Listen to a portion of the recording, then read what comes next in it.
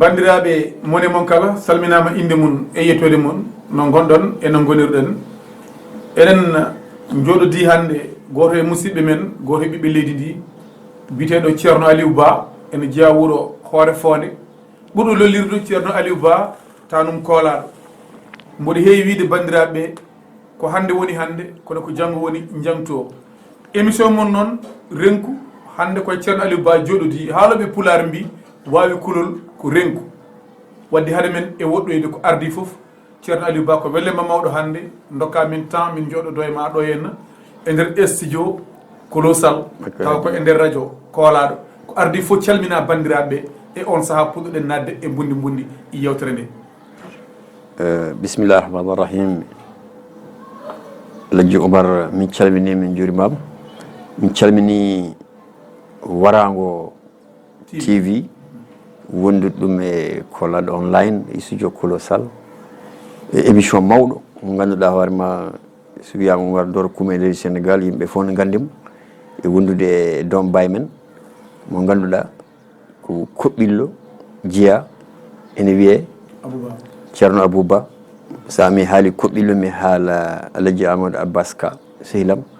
e gonɗo Alhaji Ibrahima Sall ceerno Déme kasuji ataye ɗi on jii ene waɗi fayida ataye o woni ataye ganda woni gonga ɗo e leydi meɗen Sénégal e hande mbiɗa sikki lewru ndu ene yaara e jeetati koye heblo taske wona kamɓe jalluɓe hewɓe ɗe goni ɗo jiyata nanta mbiɗa sikki wawi Oumar Doro Coumé foof ene jeeya e ɓen ɗon hande sababu keɓugol affaire e jew taske en calmini noon kala halifa diine gonɗo e leydi Sénégal en calmini Alhaji Makki Amadou Bouɗi mo ganduɗa hoorema kañum woni président de la République Sénégal e bandiraɓe men wonɓe diaspora jogorɓe yebde oɗo image wonɓe États-Unis de Amérique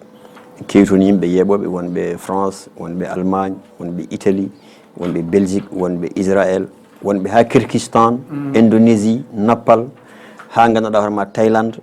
kamɓe fof aɗa gandi aɓe jeeɓa oɗo image jogorɗo yaltuɗo e oɗo ñalawma e wondude e Alhaji Oumar Doro Coumé ceerno Aliou Ba ko welema mawɗo salminago teddugo mo calminiɗa dendagal bandiraɓe jogorɓe ƴewde nde ɗo yewtere wiyeteni renku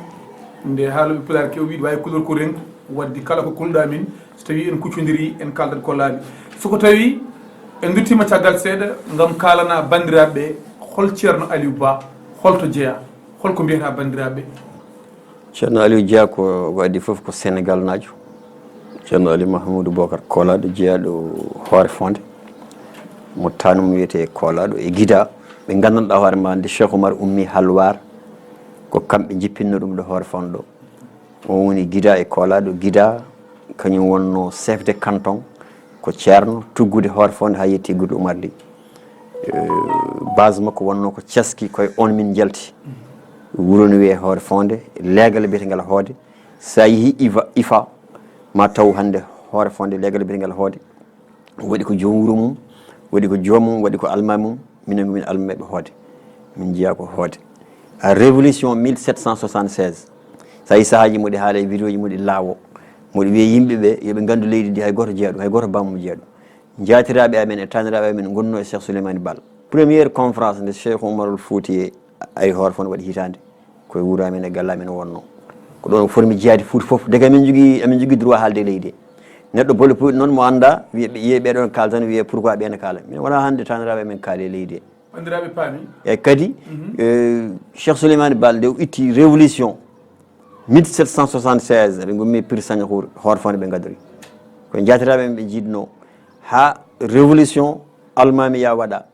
démocratie waɗa taniraɓe men tawa ala ko waɗa e Fouta taniraɓe men tawaka hande noon leydi ndi min jottako tan leydi ndi wiye sen haali min nannata hen konguɗi amen min jaɓani ɗum Oumar o ko ceerno Aliou ko ɓi ceerno Mahamoudou Bocar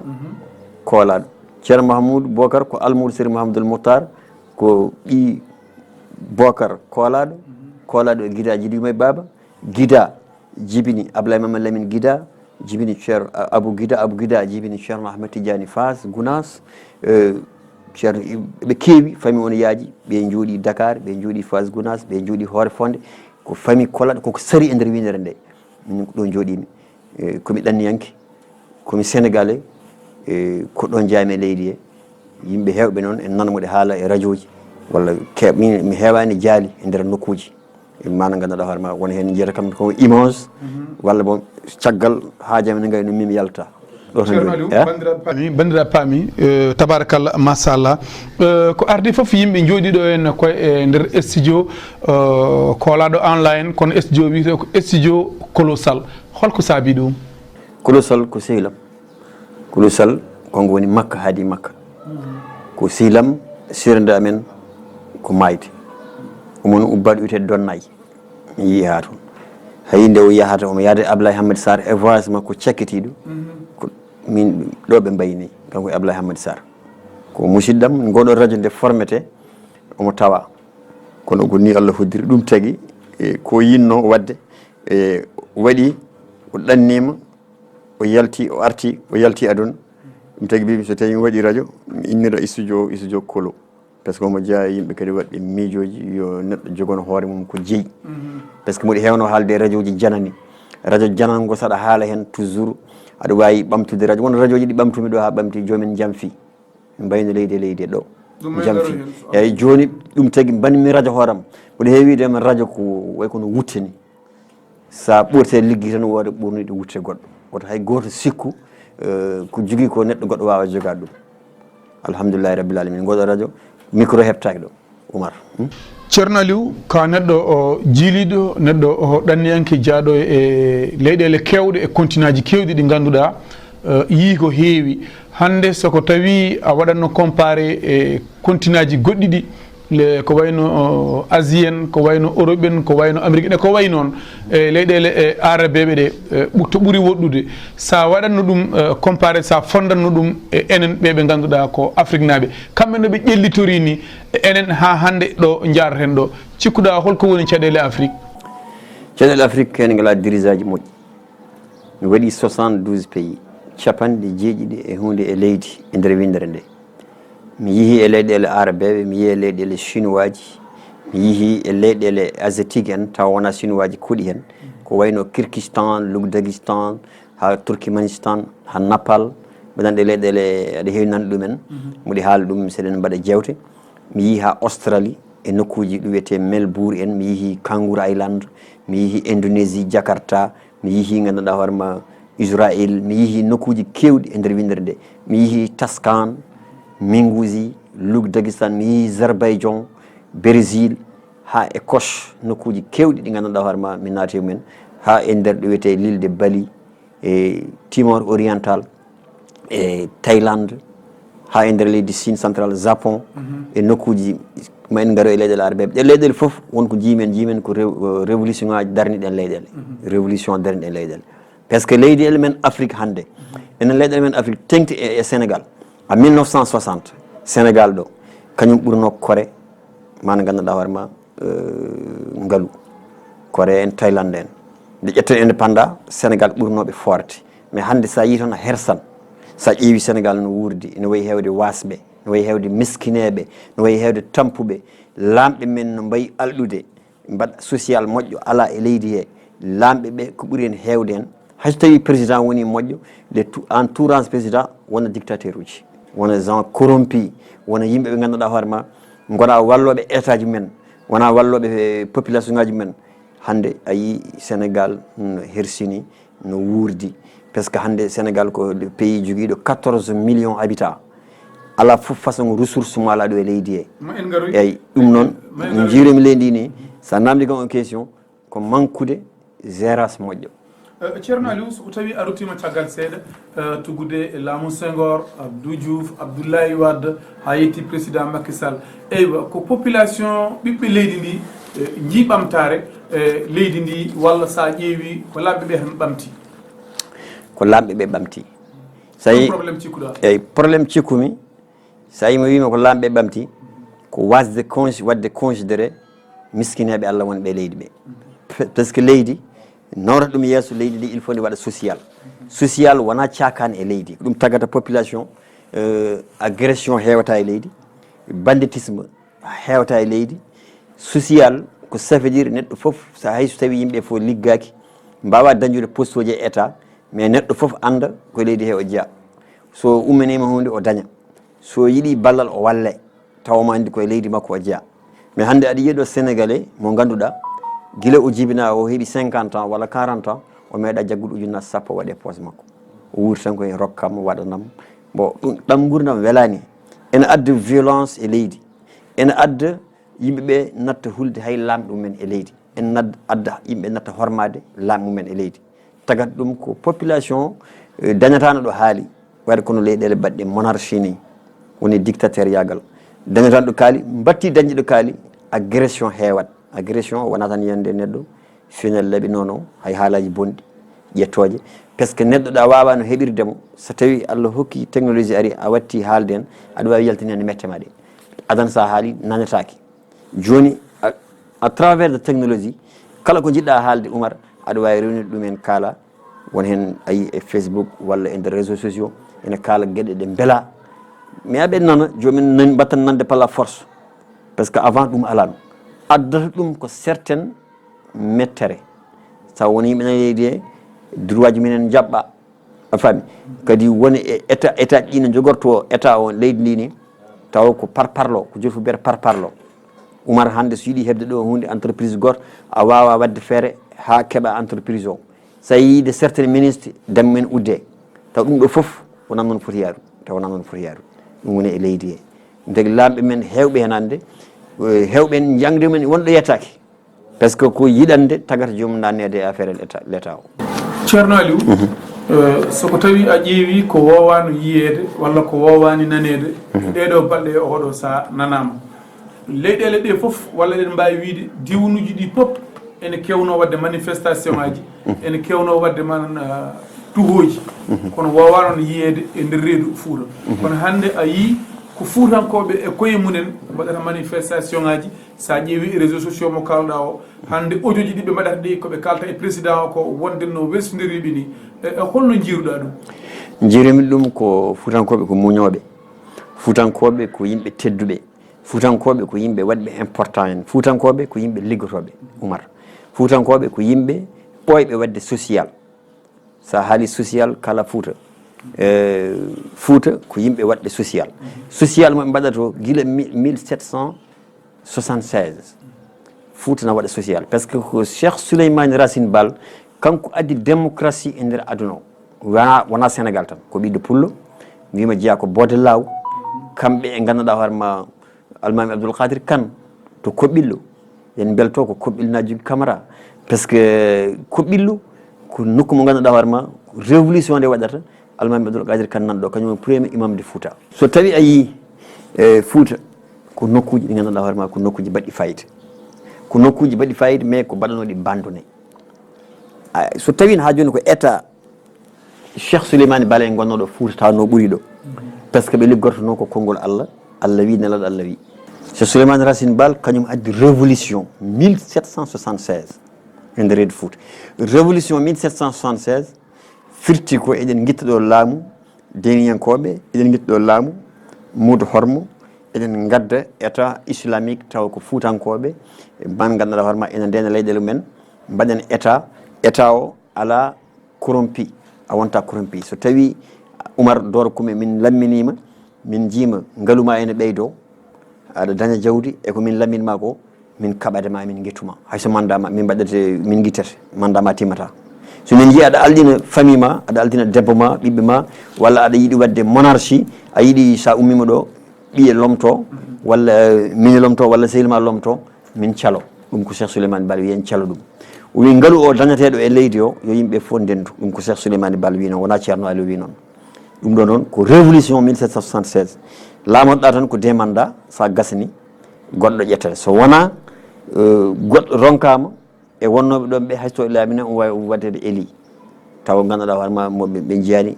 moɓe kooli taw kadi laamotoɗo ko nunɗuɗo ngaalu leydi ndi bonnetake neɗɗo foof rokkete hakke mum ko deftere Allah ñawirten ɗum wonno révolution 1776 e deftere Allah ñawirten mana ganduɗa hoorema neɗɗo foof rokkete hakke mum ha timma e loi ji islam ñawirte ɗum wonno e reedu Fouta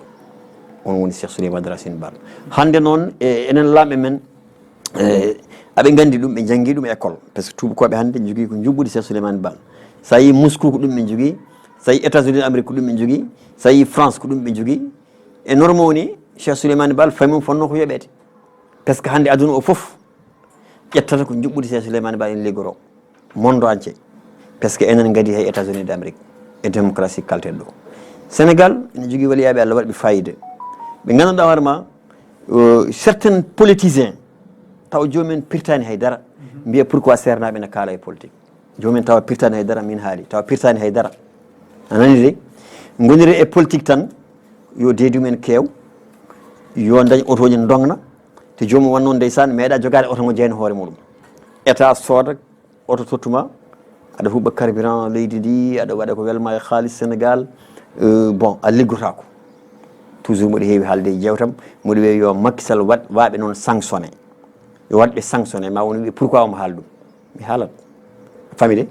waɓe noon minen hayso min gona conseiller ji président tan hokkaɓe bureau ji ene jooɓe komin kala ko Macky nan ɗum par ce que omo heeɗo hannde sa tawi wi ko kalata ko hettaki tan haala ko boni sa haali ko boni ɗon maɓe taƴ ko boni ko ɓe jettini ɗum mondo fof ɓe mbiya kaari wini nde ko haalte ko aɓe keɗo Oumar ceerno Aliou soko tawi a ƴeewi leydi Sénégal ko leydi ngalɗudi ene waɗi phosphate ene waɗi kanŋe ene waɗi jamɗe ene waɗi zircon hannde ni Allah e wonde moƴƴo feeñani en leydi ndi ene waɗi pétrole ene waɗi gaz kono sa ƴeewi gila nden ha ɗo ɗo yarete yimɓeɓe dippata tan koto gotel ɓurɓe allude ɓe ene ɓuura allude ɓeydiɓe wasde ɓe ene ɓeydi wasde saabu hannde sa ƴeewi hande leydi ndi ɗo ɗo yara ene woodi galleji so gottima kirtotako ene waɗi galleji ñalawma foof ko laawa gotol ñamata eywa e leydi noon ndi ganduɗa ene jogui ngaalu baɗo dani soko tawi ɗeɗo caɗele keftima ɗum cikkuɗa probléme o gonggire goo koko holton kadi eɗen jogui nangue eɗen jogui leydi eɗen jogui ndiyam ɗum tagui kala mami Fouta hanki heyɗano Fouta hanki heyɗano andano Fouta heyɗani ko solidarité wonno toon par ce que Fouta waɗino zamanu e révolution 1776 ha caggal muɗum ha yi ko juuti Foutankoɓe kayɗani par ce que cubballo so awi waɗat solidarité waɗat social a faami de mabo o so sehi lehe hokkiran waɗa solidarité waɗa social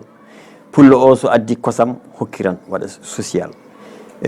ceerno o jaɓa wadde engagé ɓiɓɓe yimɓe jangguin ɗumi tawa yoɓetake ndemowo so reemi waɗa partagé ko reemi ko Fouta weeli tawno goto fof yiiɗani goɗɗo moƴƴere hande so wonti état ji ɗi ko jogui ko Foutankoɓe ngalano ɗum état jogo plus de 1000 milliards e budget muɗum jogo ɗum yimɓeɓe gona wasɓe ɗum way kono neɗɗo jooɗiɗo dow kanŋe taw woɓɓe naftorto joɗɗa e dow kanŋe tawa an naftorta ko woɓɓe gara naftoro ɗum hepti Sénégal par ce que hande certains de milliards ko nanta e nder Sénégal ko population tinani ɗum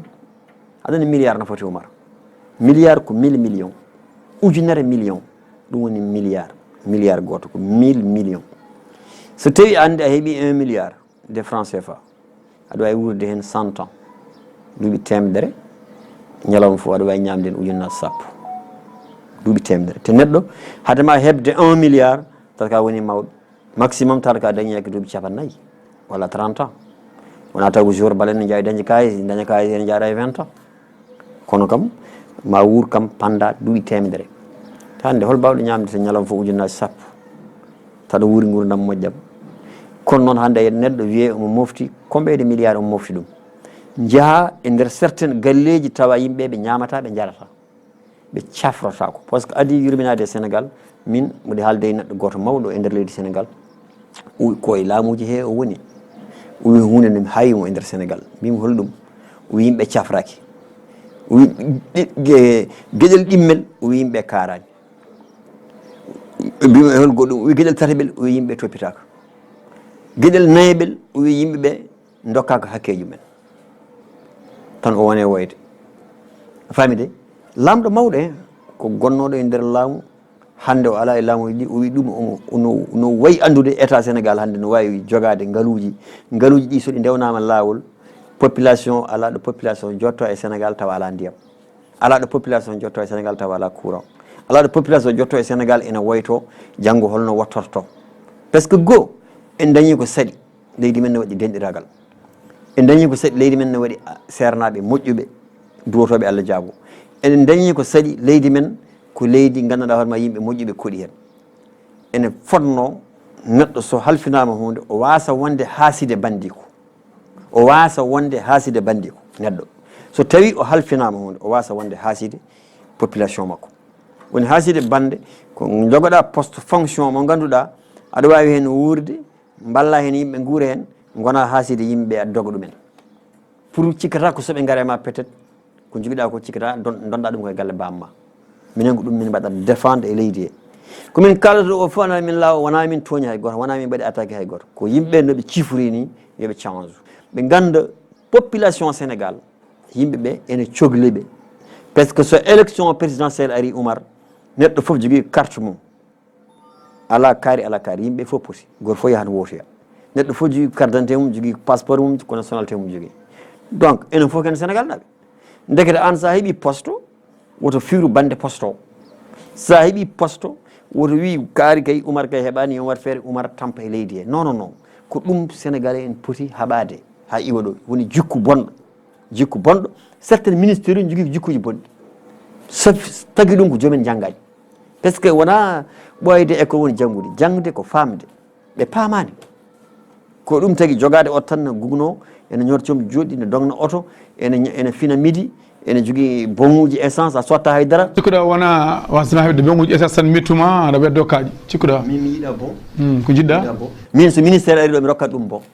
ministére so ari ɗo mi rokkat ɗum bon essence mi ala salaire mi yeeɓani ministre joguiɗo salaire mi ala salaire mi yeeɓani député joguiɗo salaire mi ala salaire mi yeeɓani dokkal ko Allah hokkata kanko alhamdulillahi rabbil alamin a famide rokkede e état wona dokkal ko hakke ma ƴettuɗa so tawi a tottama hunde e état wona neɗɗo rokkuma woto sikku o rokkima non ko halisma tan totteɗa